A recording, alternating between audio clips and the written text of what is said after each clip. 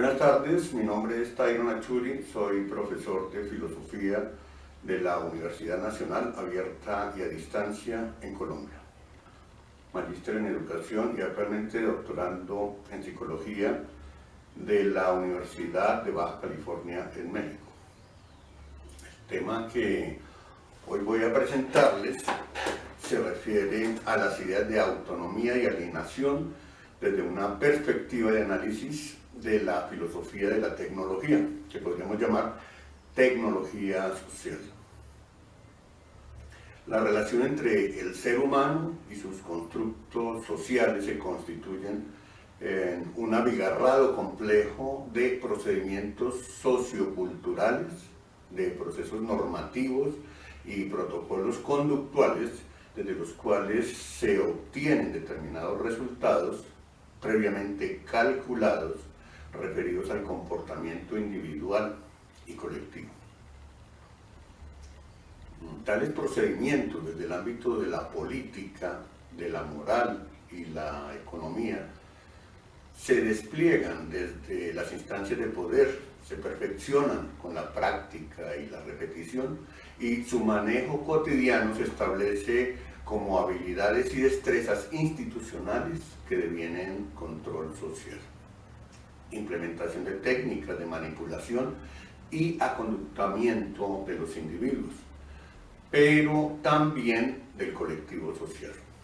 desarrollo de tecnologías ideológicas que se complementan mancomunadamente con las denominadas tecnologías blandas y las tecnologías duras. De esta conjunción surge la subordinación casi total a los mecanismos de control disciplinar en los ámbitos sociales, cuya implementación suave o laxa no permite evidenciar inmediatamente el ejercicio de dominación. Podríamos hablar entonces en este sentido de lo técnico de la tecnología. Y cuando hablo de lo técnico de la tecnología me quiero referir al procedimiento que asume la tecnología, no como un conjunto de conocimientos técnicos científicamente ordenados, sino como un macroproceso unificado cuya información se haya previamente procesada con arreglo a un fin predeterminado, independiente de las necesidades humanas, tanto colectivas como individuales. Su horizonte no son los individuos concretos, sino las instituciones abstractas, la empresa, la nación, la iglesia, el portafolio, la universidad, etc. La denominada era postindustrial, en gran medida rescoldo de mentalidades y situaciones que se derivaron de la Segunda Guerra Mundial, dio lugar a una nueva percepción del mundo, de la sociedad y del sí mismo. Nuevos desarrollos en el ámbito de la ciencia aplicada que ponen en boca del común de la gente la palabra tecnología, como si fuese, por una parte, algo que recién ha surgido en esta época y que definiría el mundo contemporáneo. Y como si además el término ineluctablemente debiera referirse a los artefactos y a las máquinas, y cuando mucho a los procesos sistematizados de dichos artefactos. El mundo académico, en cambio, por lo menos el sector intelectual que piensa sobre lo técnico y lo tecnológico, sin dificultad rastrea desde sus mismos orígenes prehistóricos a la técnica misma. Su posterior evolución conceptual y la ubicación de esta en ámbitos diversos y perspectivas multidiversas, desde donde se supera su identificación reduccionista en los objetos y las máquinas. Interpretaciones desde la filosofía política contemporánea nos hacen evidente el uso de la tecnología como procedimientos con arreglo a fines determinados, pero también como dispositivo de control, como herramientas de manipulación de los seres humanos, como procesos socioeconómicos de producción, etc. Es en esta dirección que pretendo acercarme a las nociones de la técnica y la tecnología. formas discursivas desde las cuales éstas se constituyen en formas y procedimientos para establecer socialmente lo que hay que ser y lo que se puede ser. Lo que se puede ser socialmente. Formas que, desenvolviéndose dentro de lo que se ha denominado tecnologías blandas, apuntan a la construcción de un tipo de ser humano preconcebido por las corporaciones sociopolíticas y económicas que detentan el poder. Son entonces todo un conjunto de conocimientos técnicos ordenados en función del diseño y la creación de un tipo de ciudadano, de un cierto tipo de trabajador, en fin, de un cierto tipo de sujeto productor y receptor de bienestar. Y un bienestar que muchas veces se manifiesta como un malestar individual o colectivo, que presuntamente resultaría necesario en función de una supuesta prosperidad y ventura del ser humano proyectada hacia el futuro. Esto se manifiesta en la mayor adaptación del sujeto a los mecanismos y normatividades que se estructurarían en el fondo supuestamente por el propio bien del sujeto y de la sociedad en general. Y este tipo de tecnología se apropia de los saberes comunes al campo propio de las demás tecnologías para construir la metáfora, la sinonimia, pero también la paradoja del significado mismo de lo tecnológico. Debe ser claro en todo caso que tanto el progreso social como el económico que deviene de la actividad tecnológica común no siempre deviene verdadero bienestar, en la medida en que un grueso de dicha actividad se orienta más que a solventar una necesidad social,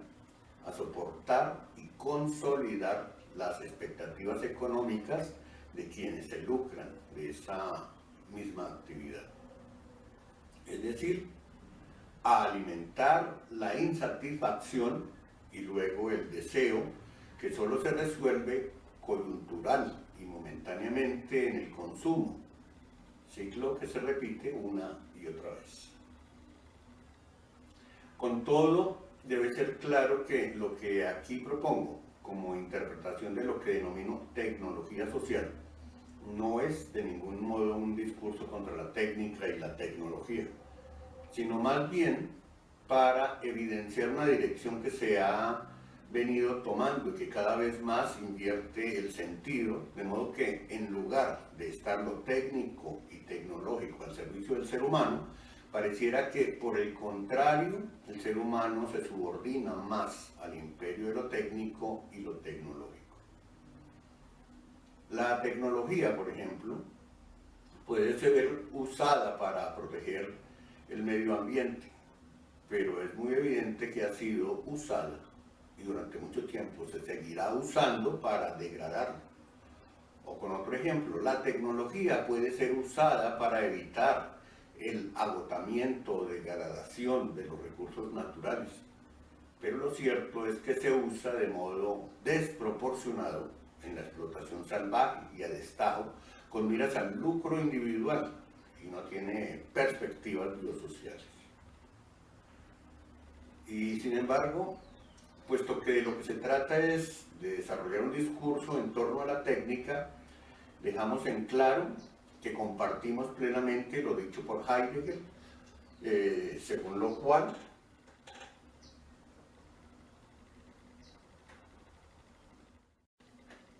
la técnica no es igual que la esencia de la técnica.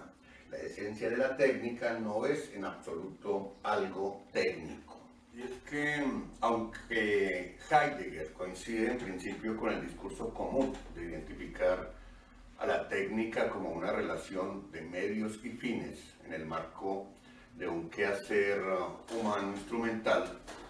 no es menos cierto que también la comprende como el modo de desocultar, en el sentido de provocar, transformar y distribuir con el menor esfuerzo. Lo así provocado se presentaría entonces no ya como objeto, sino como lo constante. Para Heidegger, el problema más bien estriba en el hecho de que la filosofía moderna asume y propone una concepción técnica de la realidad, desde la cual se entiende y postula lo real como materia prima para explotarse.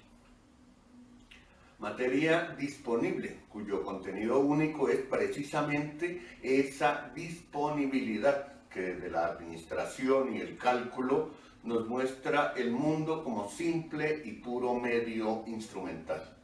impidiendo así reconocer otros sentidos que podría tener esa misma realidad y otras formas de encararla.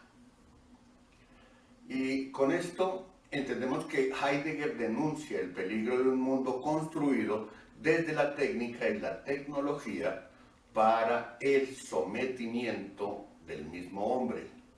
y a su propia autoinstrumentalización, que puede llegar a asimilarse como si esa interpretación ideológica del mundo, de lo humano,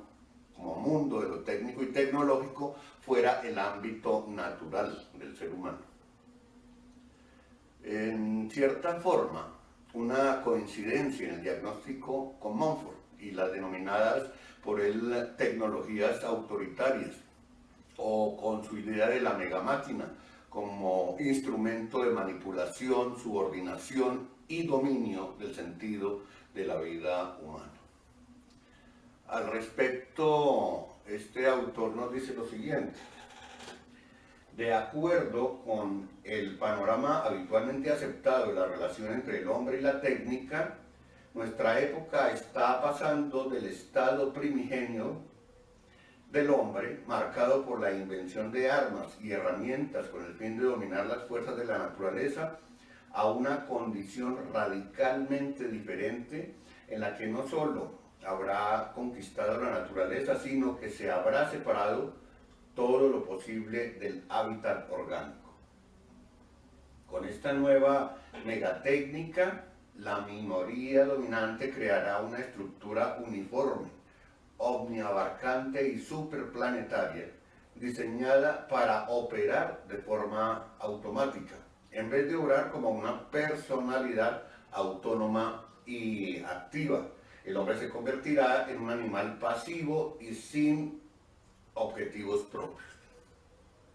en una especie de animal condicionado por las máquinas cuyas funciones específicas, tal como los técnicos interpretan ahora el papel del hombre, nutrirán dicha máquina o serán estrictamente limitadas y controladas en provecho de determinadas organizaciones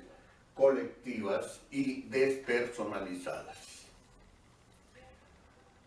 Esto, por supuesto, requiere que realicemos un acercamiento de la perspectiva filosófica. El acercamiento a la filosofía de la tecnología en esta exposición es entonces la tarea de velar los constructos del pensamiento filosófico en torno al tema, que para los clásicos se constituyó en un discurso o bien de fondo o paralelo a otra temática cercana o complementaria de otro tema al que la tecnología le resultaría transversal. Estoy hablando de Marx, de Montfort, de Foucault, de Heidegger, de Habermas, de Marcuse, entre otros. Nuevas percepciones de lo que constituye en sí mismo el sujeto político, al tiempo que surgen propuestas éticas contrarias a lo que la tradición había o tenía hasta entonces, entendiendo por lo ético, pero también nuevas percepciones de lo que sería la tecnología mirada desde el ámbito de las relaciones de poder. Todo lo anterior, de uno u otro modo, se manifiesta en el desarrollo de un mundo en permanente proceso de tecnologización, sistematización y reordenación. Por lo mismo, manifestado en los constructos contemporáneos del dominio sobre el cuerpo humano,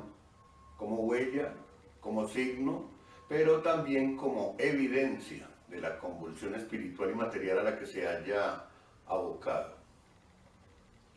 Es en este contexto en el cual me pregunto cómo interpretar los sentidos y significados de la emergencia de nuevas subjetividades, de nuestras realidades contemporáneas desde una interpretación filosófico-hermenéutica del ser humano y su relación con la tecnología a partir de categorías ético-políticas. A la luz de varios conceptos o nociones desarrolladas por Foucault, el control, la disciplina, el dispositivo, las tecnologías del yo, el discurso, el cuerpo, el poder, el saber, es posible rastrear una tensión, una cierta lucha entre el individuo y el cuerpo social por incidir y construir determinados tipos de seres humanos, no solo en lo que tendría que ver con el aspecto netamente moral, sino que de hecho este aspecto se hallaría imbricado de modo indisoluble en el constructo del cuerpo mismo. El dualismo histórico en el ámbito de la filosofía inaugurado por Platón ha alimentado la idea de una cierta independencia entre lo uno y lo otro. Incluso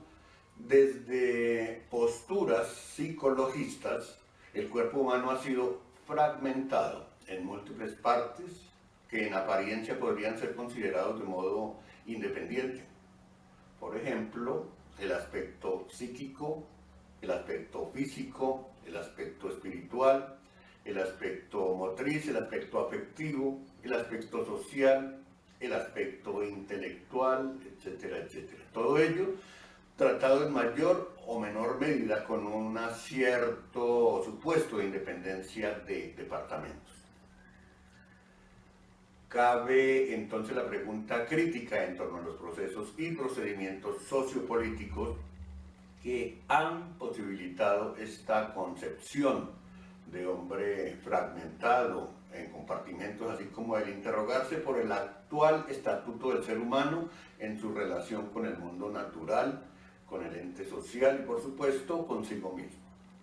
Desde esta perspectiva abordamos la idea del ser humano como cuerpo, un cuerpo si bien concebido y esculpido por y para el trabajo, no obstante también labrado por la técnica y la tecnología, instrumentalizado por la política y en todo caso objeto de mutaciones acordes al momento histórico y económico, pero también entretejido en las marañas de lo que Foucault denominó dispositivos de poder.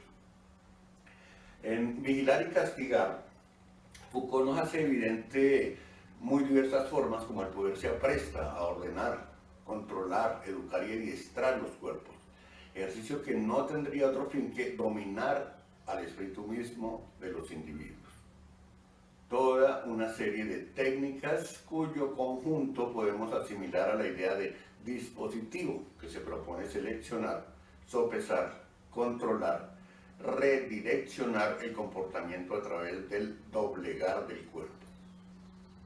Procedimientos que buscarían estructurar cuerpos dóciles para el supuesto beneficio de la sociedad. Foucault usa la forma tecnologías para referirse a muy diversos asuntos. En este primer texto específicamente aborda la idea de disciplina, que si bien podría aquí interpretarse como tecnología del poder, en primera instancia Foucault no las describe más bien como una tecnología de gobierno, en tanto que apuntaría a determinar la conducta de los sujetos. Dice Foucault, la disciplina fabrica individuos, es la técnica específica de un poder que toma a los individuos a la vez como objetos y como instrumentos de su ejercicio. Foucault además establece una relación entre el cuerpo y el poder, mediada esta por la tecnología. En este sentido, Foucault coloca al cuerpo, el cuerpo del ser humano, en el marco de un campo político desde el que se establecen dispositivos de control que aspiran a reconducirlo y a conductarlo de acuerdo a las aspiraciones del poder mismo. Textualmente, Foucault nos dice sobre eso: el cuerpo está también directamente inmerso en un campo político. Las relaciones de poder operan sobre él, lo cercan, lo marcan, lo doman, lo someten a suplicio, lo fuerzan a unos trabajos, lo obligan a unas ceremonias, exigen de él unos signos, lo cual significa ni más ni menos que el cuerpo como tal se halla inmerso en un marco de relaciones de poder y que actúa dentro de ellas sometido a reglas o a normas que resultan incuestionables, so pena del castigo. Y sin embargo, desde Foucault, el cuerpo mismo haría parte del poder. Él mismo sería poder, micropoder, que en relación con otros micropoderes terminarían incidiendo en diversos campos de acción: la economía, la política, la religión, la cultura.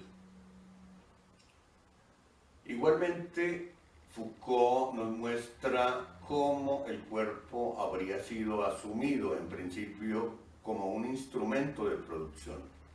y, por ende,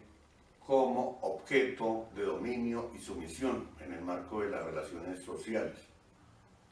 Ya antes, Marx nos había mencionado dos conceptos que en principio se moverían en torno al cuerpo: la idea de explotación y la idea de enajenación, en donde el ser humano, en tanto proletario, no podría ser libre y difícilmente se podría concebir como persona en el marco del sistema político y económico regido por la explotación capitalista. Si bien Marx exaltará allí la idea del trabajo como un factor esencial al ser humano, que además lo constituye y lo determina, del mismo modo establecerá una crítica permanente al sistema que subyuga la potencialidad de creatividad y de promoción del trabajo, o del trabajador mejor, en beneficio del interés del capital. En el trabajo, nos dice Marx,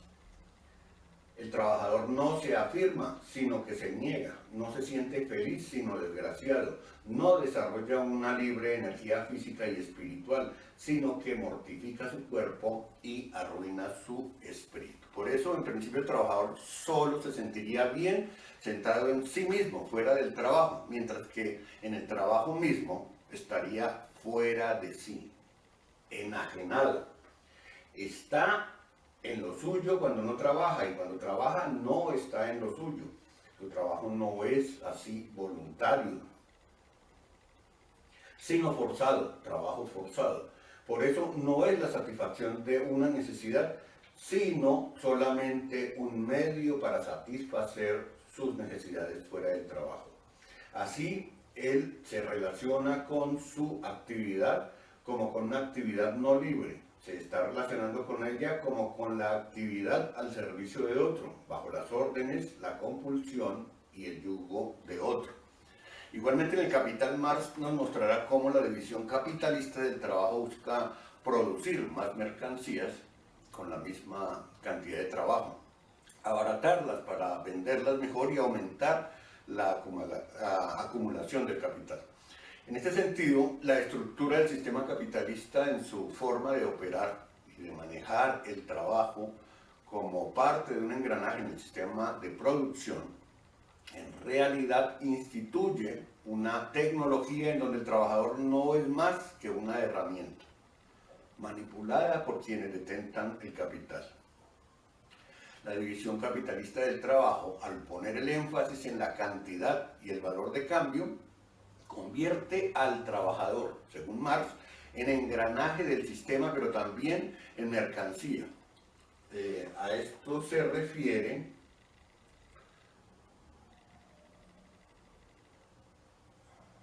cuando nos habla de lo siguiente. Si enfocamos más de cerca y en detalle nuestro objeto, comprobaremos en primer término que un obrero dedicado de por vida a ejecutar la misma operación simple convierte su cuerpo entero en órgano automático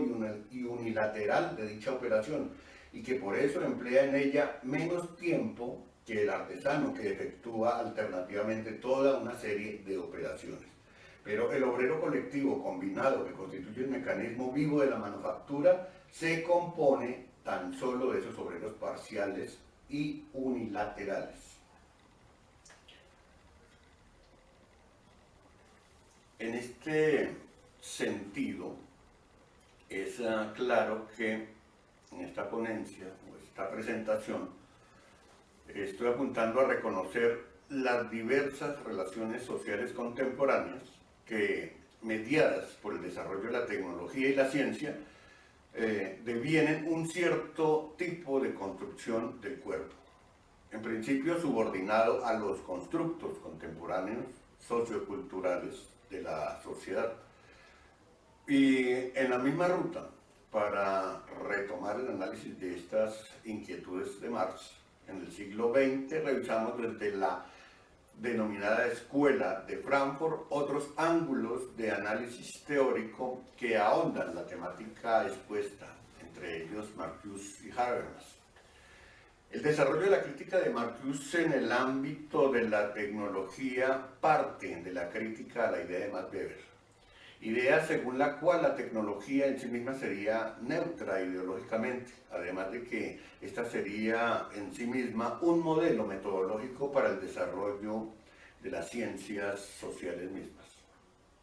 Marcuse toma distancia de esta idea de modo radical. De hecho, llega a afirmar que, muy por el contrario de lo que enuncia Weber, el modelo de ciencia y técnica son un instrumento de alienación y autoritarismo que en el fondo terminan negando la posibilidad de autonomía del individuo, ya que precisamente el amplio nivel alcanzado en el ámbito tecnológico habría posibilitado una mayor constricción de las libertades, bien sea de modo directo o de modo velado. En este sentido, Marcuse nos dice lo siguiente: las capacidades intelectuales y materiales de la sociedad contemporánea son inmensamente mayores que nunca, lo que significa que la amplitud de la dominación de la sociedad sobre el individuo es inmensamente mayor que nunca. Nuestra sociedad se caracteriza antes por la conquista de las fuerzas sociales centrífugas,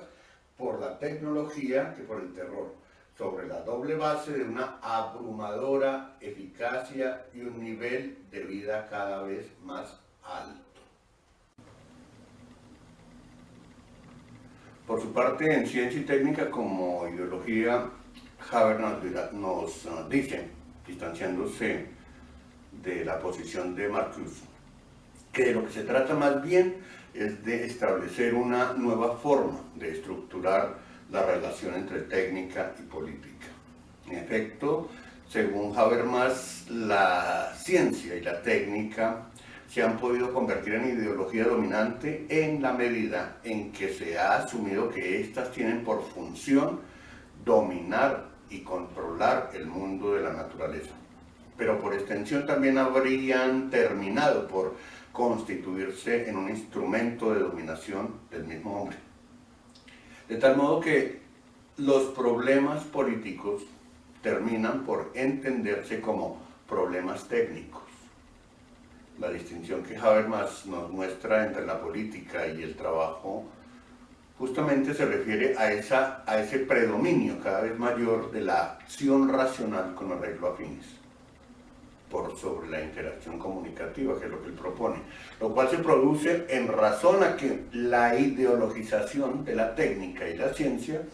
se convierten en un obstáculo para la emancipación del ser humano, constituyéndose, por el contrario,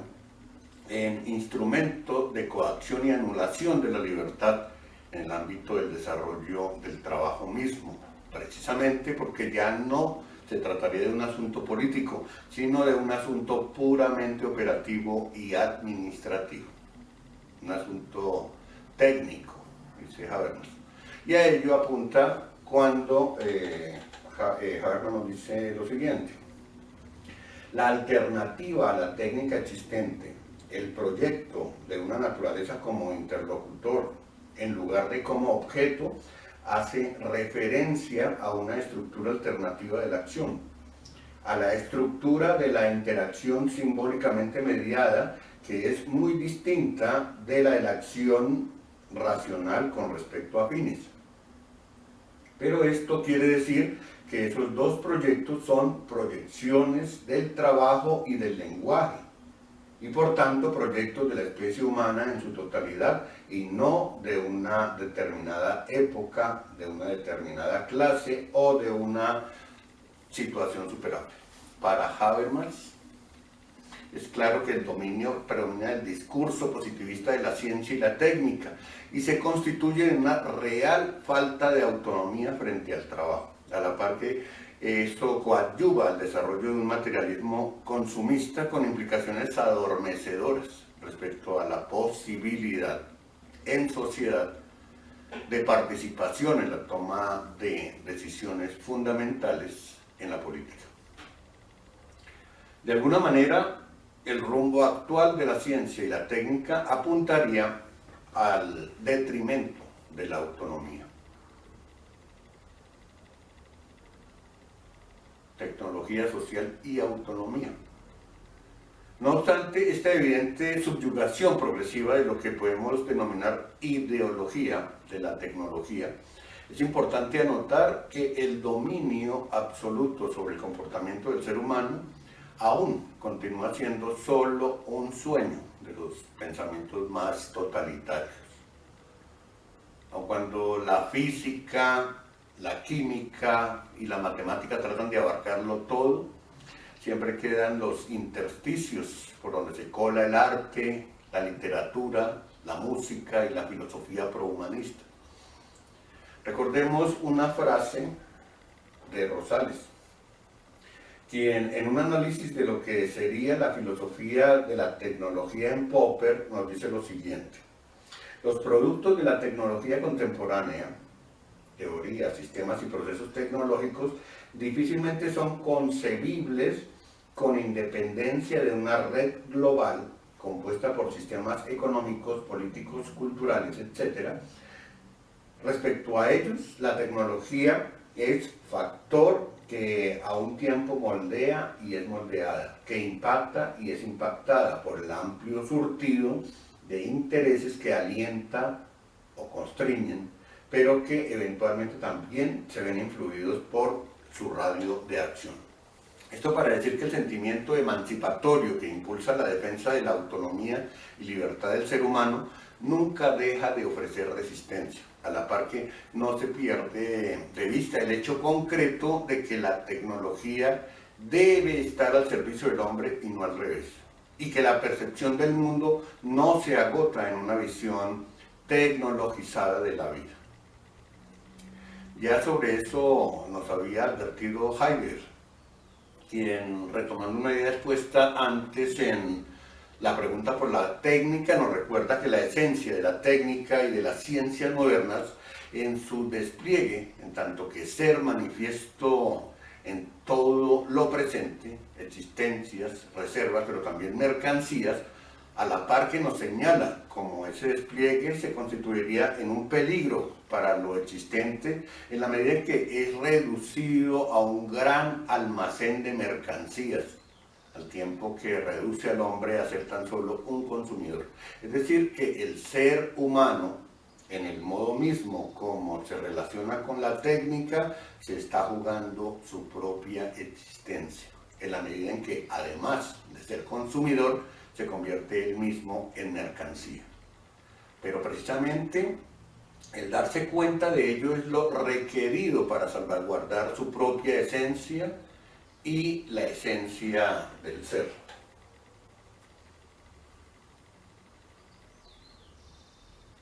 Bueno, tenía por acá la cita de Heidegger, pero no la encontré.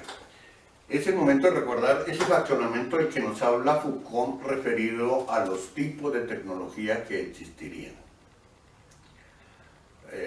A modo de contextualización debemos comprender que existen cuatro principales tecnologías de las que él nos habla. Tecnología de la producción, la que nos permite producir y transformar o manipular las cosas. Las tecnologías de sistemas de signos, que nos permiten utilizar signos, sentidos, símbolos. las tecnologías del poder que determinan la conducta de los individuos, las formas de dominación y que consisten en una objetivación del sujeto, y las tecnologías del yo, que permiten a los individuos efectuar por cuenta propia o con la ayuda de otros algunas operaciones sobre sí mismos, sobre sus pensamientos, sobre su conducta, sobre lo que ha de hacer en el mundo de acuerdo a su percepción de lo que es la vida. Pero además Foucault tiene muy claro que la casi totalidad de las veces estos sistemas funcionan imbricados. El 1, 2, 3 y 4, o sea, no funcionan de manera independiente, sino que se interrelacionan. Nos resulta entonces de mucho interés ver cómo, para reconocer el proceso y sentido de las tecnologías del yo, ese filósofo francés, Foucault, se remonta a la época greco-romana para comparar las formas de disciplina y de control propuestas desde la autogestión del individuo para delinear sobre su propio yo un cierto tipo de comportamiento deseado, para luego señalar cómo, durante el periodo del dominio de la Iglesia cristiana, estas formas de disciplina y control se instituyen para el individuo desde afuera de él mismo, pero además con la plena intención, no solo de domeñar el yo del individuo, sino incluso de promover y patrocinar su propia aniquilación. Pese a lo anterior, es también claro que en el referente de la construcción del yo de la época grecorromana se vislumbra un camino de retorno a la reconstrucción del sí mismo, del cuidado de sí, una evidente posibilidad del uso de la técnica para la recuperación del yo perdido. Y ya para terminar esta presentación quisiera denotar lo siguiente. Si volvemos la mirada aún muchísimo más atrás, en la época en que el ser humano se empieza a perfilar como tal en el mundo de la naturaleza, veríamos que de hecho la técnica en principio no solo no le es ajena al hombre desde su propia génesis, sino que de hecho hubo un tiempo en que precisamente es la que lo define y le permite vislumbrar su propia emancipación respecto a la naturaleza.